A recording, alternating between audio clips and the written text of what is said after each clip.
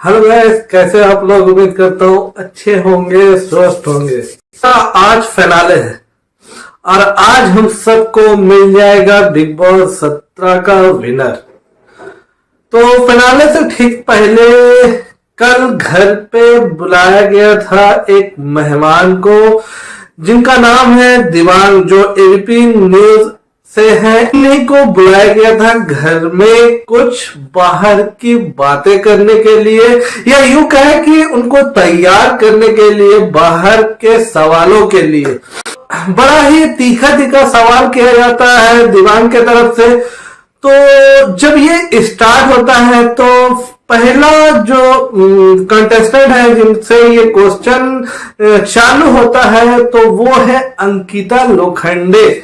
तो अंकिता लोखंडे जब दिवांग के पास आती है और सवाल का सिलसिला चालू होता है तो पहला जो दिवांग सवाल करते हैं वो है उनके हस्बैंड विकी जैन के बारे, जो सारे लोग एज यूजुअल पता ही था कि ये पूछने वाले हैं दिवांग। तो ये क्वेश्चन पूछते हुए नजर आए कि क्या आप अपने हस्बैंड के छत्र छाया में गेम खेल रही थी, क्योंकि कुछ हफ्तों तक आप नहीं दिख रही थी, सिर्फ आप यही करते हुए नजर आ रही थी कि विकी के लिए मतलब इनसिक्योरनेस और पोसेसिव दिख रही थी उनके लिए, बस यही एक काम था आपको। और जिस तरह से आप गेम खेल रही थी ये लग ही नहीं रहा था कि आप गेम खेल रही थी, बल्कि सिर्फ आप यहां आई थी विकी को समझाने के लिए। अगर आप वो गेम खेल रहे हैं तो उनको हर जगह आप समझाते हुए नजर आते थे और कहीं ना कहीं आप विकी का गेम भी खराब कर रही थी। तो वो एक चीज बोलते हुए नजर आई है कि विकी बड़ा ही समझदार और सुलझा हुआ इंसान है। तो इसी के पलटवार जो दिवांग है वो तुरंत क्वेश्चन अप्लाई करते हैं कि अगर वो समझदार है तो आप फिर उनको समझा क्यों रही थी, कि आप उनको नासमझ समझती हो या कुछ भी आपके बीच में जो चल रहा था पर्सनल जो बातें थी, जो बाहर भी पूछा जा रहा है आपकी मदर इन लॉ से आपके बारे जो बात हुई, वो सारे चीज के बारे में बात किए है एंकर ने। और उस चीज का बड़ा ही सरिया के बोला जाए तो बड़ा ही चिकना टाइप से, मतलब बड़ा ही अच्छे तरीके से जवाब देते हुए हर चीज को लग रहा था जैसे विकी को डिफेंड करते हुए बात को संभाल रही थी। क्योंकि भाई बिग बॉस के बाहर का दुनिया जो है उनका फेस करना है, अपने लॉस को फेस करना है, जिसके वजह से वो सोच रही थी कि अब काफी दिन नहीं है, सिर्फ में ही अपना जहां तक हो सके ये अपॉर्चुनिटी में मैं अपना बात उन तक पहुंचा दूं कि मैं गलत नहीं हूं। ये ऐसा लग रहा था कि अपने आप को डिफेंड करते हुए नजर आ रही थी और कहीं ना कहीं विकी को बहुत ज्यादा एक क्या बोलते बहुत ज्यादा वैल्यू देते हुए नजर आ रही थी। वैल्यू तो देना ही है कि हस्बैंड नेचुरल सा बात है, लेकिन हर चीज में अपने बात को ठीक, मतलब विकी को गलत ना करना। अगर कहीं विकी गलत भी है तो उसको गलत नहीं बोलना कि नहीं वो सही था मैं गलत थी। तो हर चीज विकी को गलत जहां पे था वहां पे बोलना चाहिए था और खुद से भी प्यार करना चाहिए था, जो कि वो नहीं कर रही थी और अपने आप को बहुत ज्यादा नीचा दिखाते हुए नजर आ रही थी, जो कि वो है ही नहीं। वो भी सेम चीज बोली है इनको कि तू तेरे गेम में सिर्फ एक चीज मुझे खटका कि तू अपने लिए नहीं स्टैंड ली, तू अपने से प्यार नहीं की, तू सिर्फ विकी के छत्र छाया में ही रह रही थी। विकी तो अपना गेम खेल रहा था लेकिन तू अपना गेम खराब कर रही थी। ये कहा यहाँ ये चीज बोलते हुए सारे लोग नजर आ रहे थे। और उसके बाद विकी का बात खत्म होने के बाद उनके फ्रेंड काफी चीज समझाते हुए भी नजर आई। तो उसके बाद अंकिता लोखंडे के बाद जो दूसरी कंटेस्टेंट को बुलाया गया वो थी मनारा चोपड़ा। जो है ये चोपड़ा टाइटल जो है उनको बहुत ज्यादा कहीं कहीं पे भारी पड़ा है। रीजन ये है कि जो उनके कजन्स है तो वो काफी बड़ा नाम ही है चोपड़ा, तो उस चीज को बाहर खराब ना हो, बाहर इनके वजह से वो चीज खराब ना हो जाए, जिसको लेकर के वो बहुत ज्यादा बहुत ज्यादा टेंस थी, बहुत ज्यादा टेंशन में थी कि कोई भी इस चोपड़ा टाइटल को उछाले ना उनके वजह से, ये सब बात हो रही थी। उसी बीच उनसे ये भी पूछा गया कि क्या मनोवर आप सबसे ज्यादा, या मनोवर और घर वाले से जितने भी लोग हैं सबसे ज्यादा सुलझा हुआ इंसान कौन है, कौन समझदार है? तो मनारा बोलती हुई नजर आई है कि जब फर्स्ट टाइम जब इन किए थे और कुछ दिनों तक वो ऐसा महसूस होता था कि मनोवर बड़ा ही सुलझा हुआ इंसान है, समझदार है, लेकिन गेम खत्म होने के मीट पे पहुंचते पहुंचते ऐसा लगने लगा कि सबसे ज्यादा उलझा हुआ मनोवर ही है और उससे ज्यादा समझदार तो मैं खुद हूं। मनारा ने अपने बारे ये बोलते हुए आप सुने होंगे। तो दोस्तों ये बात तो हो गया कि अगर आप प्रोमो देखे हो इस एपिसोड का, तो आप देखिएगा मनोवर के बारे काफी बेबाक तरीके से बात करते हुए मनारा दिख भी रही है, और उसके बाद उनसे जो मिलने के लिए आते हैं, उनको सपोर्ट करने के लिए जो आती है, वो है पूजा भट्ट। पूजा भट्ट भी बिग बॉस ओटीटी प्लेटफॉर्म में आ चुकी है, जो बिग बॉस ओटीटी पे आता है उस पे वो आ चुकी है, उससे वो उनको सपोर्ट करने के लिए आती है, और फर्स्ट आते ही उनके सर पे इनविजिबल ताज रख देती है, क्योंकि वो भले विनर हो ना हो, लेकिन ये जिस तरह से गेम खेली है वो विनर है उनके लिए। सही भी बात है, जिस तरह से मनारा गेम खेली है, इंडिविजुअल गेम खेली है, वो किसी के छत्र छाया में नहीं खेली। हाँ, फर्स्ट टाइम जब कुछ दिनों तक देखा जा रहा था कि मनोवर के कहीं ना कहीं छत्र छाया में थी, लेकिन जब मनोवर से चीजें बिगड़ने लगी तो वो अपने सेल्फ डिपेंड होकर के सारा चीज को हैंडल करते हुए दिखी, और कहीं ना कहीं वो इमोशंस में भी बही है कुछ लोगों के चलते, जिससे वो समझी और वो बैकफुट पे आकर के जो खेली है बड़ा ही जबरदस्त। और वो जब अपना गेम को क्लियर करके खेली, अकेले इंडिविजुअल खेलना स्टार्ट की, तो बड़ा ही जबरदस्त गेम खेली, जिसका रीजन ये है कि आज टॉप 5 फाइनलिस्ट में वो भी है।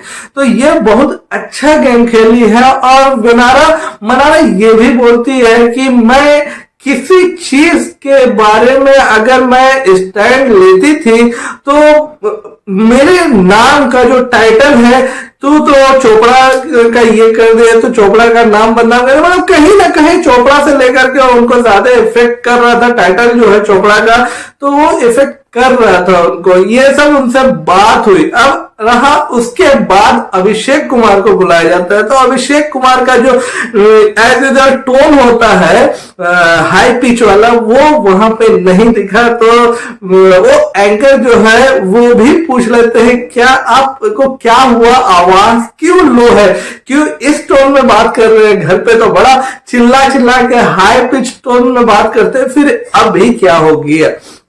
तो वो अपने आप को वो एंकर को बोलते हैं कि नहीं, मैं बेवजह इस टोन में बात क्यों करूं, अभी आपके सामने मैं बेवजह किसी चीज के लिए हाइपर नहीं होता हूं, मैं अपने साउंड को बढ़ाता नहीं हूं, मैं जब देखता हूं कि आगे से मुझे कुछ कहा जाता है तो ही मैं स्टाइल लेता हूं। तो एंकर भी उन्हें ये बोलते हुए नजर आए कि आप बेवजह चीज में घुस करके अपने बात को रखना चाहते हैं, क्योंकि आप सिर्फ लाइमलाइट में रहना चाहते हैं इस वजह से। और उसके बाद का जो बात हुआ, जो कि अभिषेक और ईशा ही घर पे लेकर के आए मारपीट का, तो उसको लेकर के भी एंकर उनको झाड़ लगाते हुए नजर आए हैं कि आप शर्म नहीं आता आपको कि लड़की पे, ईशा पे, किसी पे हाथ उठाने में शर्म नहीं आता? तो कहीं ना कहीं अभिषेक इस चीज के लिए सॉरी कई बार बोल चुके हैं, तो हर बार एक ही क्वेश्चन अप्लाई करना आई थिंक मुझे तो सही नहीं लगता है। अगर वो इस चीज को रियलाइज कर रहे हैं कि उनसे गलती हुई है, ठीक है, हर का एक कमजोर पार्ट होता है, अगर उनका कुछ वैसा हुआ होगा, उनके पर्सनल रीजन बाहर में क्या हुआ है आप नहीं देख रहे, मैं नहीं देख रहा हूं, अगर कुछ ऐसा उनसे बीता होगा उन पे तो ही उनका कहीं ना कहीं हाथ उठा होगा। जैसा कि ईशा के बिहेव से देखने में लगता है कि ईशा भी कम नहीं है, अगर वो पोकिंग में आती है और किसी को ट्रिगर करने में आती है तो बहुत हद पार कर देती है, तो बहुत हद पार करके वो चीज करती है। तो कहीं ना कहीं उन लोगों के बीच में कुछ पर्सनल ऐसा चीज हुआ होगा जिससे अभिषेक का हाथ उठा होगा।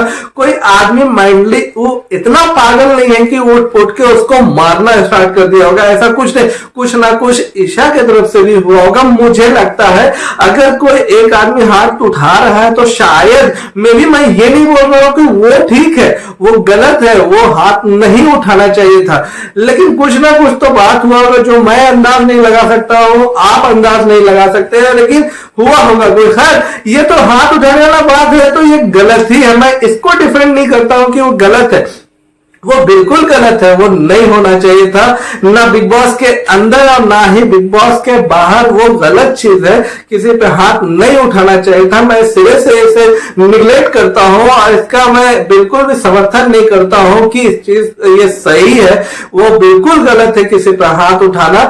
लेकिन उसके बाद जो उनके साथ घर में हुआ, जितना पोकिंग हुआ, जितना उनके साथ मेंटली टॉर्चर हुआ, उनके मेंटल हेल्थ को लेकर के बोला गया, वो बहुत ज्यादा गलत था, वो बहुत ही ज्यादा गलत था, जिसके वजह से भी कोई भी नॉर्मल आदमी इस चीज को सह नहीं पाता और अपना आपा खो करके वो चीज एग्रेशन उनमें आते ही आता। कोई भी ये उम्मीद नहीं कर सकता है कि वो मोमेंट के बाद वो आदमी शांत रहे। तो ये सब तो नॉर्मल है, बिग बॉस में आपके जो पावर है, विल पावर है, उसी का तो इम्तिहान होता है। बिग बॉस कोई गेम नहीं है यार, आपके रियल पर्सनालिटी जो है वो आएगा, तो उनका शायद रियल पर्सनालिटी ही ऐसा है, तो वो जो है हम लोगों के सामने है। तो उसके बाद जो अभिषेक कुमार से मिलने के लिए आते हैं, वो उनके जो बड़े भाई नहीं है, मतलब मुंह बोले भाई है और टीवी इंडस्ट्रीज के जाने माने एक्टर भी है, वो उनको काफी समझाते हैं, लेकिन जो हो गया, लेकिन बाहर अपने करियर पे फोकस करो, अपने काम पे फोकस करो, क्योंकि तुम यहां थे, अब बिग बॉस के बाद तुम यहां आ गए, अब तुमको आपका करियर में फोकस करना है। उसके बाद दीवान पूछते हैं कि तुम्हें लाइफ पार्टनर कैसे चाहिए, कैसी आप पसंद करते हो, तो बार बार उस बेवकूफ आदमी ने बार बार ईशा, अरे यार ईशा के पीछे अब क्यों भाग रहे हो? ईशा के साथ तुम्हारा इतना खराब हो चुका है, तुम्हारे लिए वो इतना कुछ बोल चुकी है और वो ऑलरेडी रिलेशन में है, तो फिर क्यों ईशा किसी की गर्लफ्रेंड के बारे, आप एक्स गर्लफ्रेंड है आपकी और वो अभी प्रेजेंट बॉयफ्रेंड है, तो आप इस चीज को बार बार बोलोगे तो कहीं ना कहीं वो भी बंदा डिस्टर्ब होगा, तो वो भी कहीं गलत नहीं है, वही वो भी कहीं ना कहीं सही है। इस बात को लेकर के आप उसकी गर्लफ्रेंड को हमेशा इस चीज को लेकर के बोलिएगा तो कहीं ना कहीं तो भाई जवाब आएगा। अब इसके बाद जो आते हैं अरुण, इनके अभिषेक से पहले अरुण आते हैं। मैं अरुण का आपको बाद में बता रहा हूं, क्योंकि अरुण अपना गेम बड़ा ही अच्छा और साफ तरीके से खेलते हैं। वो इस तरह से गेम खेल रहे हैं कि कोई गंदगी नहीं है। हाँ, गाली एक देना, अगर घर में इतना बात हो रहा है, 100 दिन से ज्यादा लोग रह रहे हैं और एक ही चेहरा रोज देखना है, तो कहीं ना कहीं बर्तन जब साथ में रहता है, सारा बर्तन, तो कहीं टेंशन होता है उस जगह में। नेचुरल है कि मुंह से कहीं ना कभी इस तरह का वर्ड निकल सकता है, लेकिन ये नॉर्मल चीज है। जो गेम खेल रहे हैं बड़ा ही सबको पसंद आ रहा है, तभी अरुण यहां तक पहुंचे। टॉप फाइनलिस्ट में वो भी एक नाम है अरुण का, जो कि यूट्यूब गेमिंग की दुनिया से है। उन्हें कोई उतना जानना नहीं करते थे, उन्हें कोई उतना जानता नहीं था कि वो कौन है क्या है, लेकिन अपने बलबूते पे, अपने ऑनेस्टी, अपने सिंप्लिसिटी की वजह से यहां तक पहुंचा। क्योंकि जिस तरह से हमें बिग बॉस में देखने को मिला, अरुण और तहलका का जो दोस्ती था वो बड़ा ही गजब का था। दोनों इतना अच्छा, उन दोनों में बॉन्डिंग था कि वो एक दूसरे को हर चीज में सपोर्ट करते थे और बड़ा ही मतलब बड़ा ही ज्वेलरी टाइप का, बहुत ही हंसी खुशी दोनों एक दूसरे का टांग खींचते हुए नजर आते थे। और इसको लेकर के वो काफी लाइमलाइट में थे। तहलका भी, अगर तहलका भी वो काम नहीं करते हाथ उठाने वाला अभिषेक पे, तो वो भी शायद जिस तरह से वो खेल रहे थे वो भी हो सकता था कि वो टॉप 6 तक तो जरूर ही आ जाते। लेकिन अपना गेम वो अपने हाथ से ही खराब कर दिए, क्योंकि ज्यादा ही इमोशंस में बह गए, फ्रेंडशिप में बह करके हाथ उठा दिए। लेकिन अरुण से जो मिलने के लिए आई है वो है तहलका की वाइफ। तहलका की वाइफ और एक प्रोड्यूसर आए हैं उनसे मिलने के लिए, और उनकी काफी तारीफ करते हुए भी सुना जा रहा है। तहलका की वाइफ तो रो भी दी और वो बोली भी कि आप मेरे सौतन हो। तहलका सबसे पहले आपका ही बात करता, हर वक्त आपका ही बात करता रहता है, इस तरह से वो बोलती हुई नजर आई। मुझे एक चीज बड़ा ही अच्छा लगा अरुण में कि वो जब कोई भी लड़की हो, कोई भी कंटेस्टेंट हो, वो गले इस तरह से ना लगा करके साइड से लगाते हैं। वो नहीं चाहते हैं कि हर चीज में एक दायरा रखते हैं। वो बड़ा ही जबरदस्त, बड़ा ही इनोसेंट, एकदम जेन्युइन आदमी लगता है वो देख करके। एकदम प्योर सोल जो होता है, प्योर सोल लगता है कि वो कुछ भी गंदा नहीं करना चाहता है, चाहे वो किसी तरह से भी हो, गले लगाना या कुछ भी, वो अपने आप को बिल्कुल हर दायरे में बांध करके रखता है, क्योंकि वो सही में उसका रियल पर्सनालिटी है, जो रियल है वो दिख रहा है उसका, और उससे लोग प्यार कर रहे हैं। तो ये है पूरा अपडेट दोस्तों। तो दोस्तों मैं सारा फिनाले का भी अपडेट दूंगा, तो मेरे चैनल पे बने रहिएगा, इसलिए सब्सक्राइब कर लिए और इस वीडियो को लाइक शेयर जरूर कीजिए। तो चलिए मिलता है नेक्स्ट अपडेट के साथ नए वीडियो को लेकर।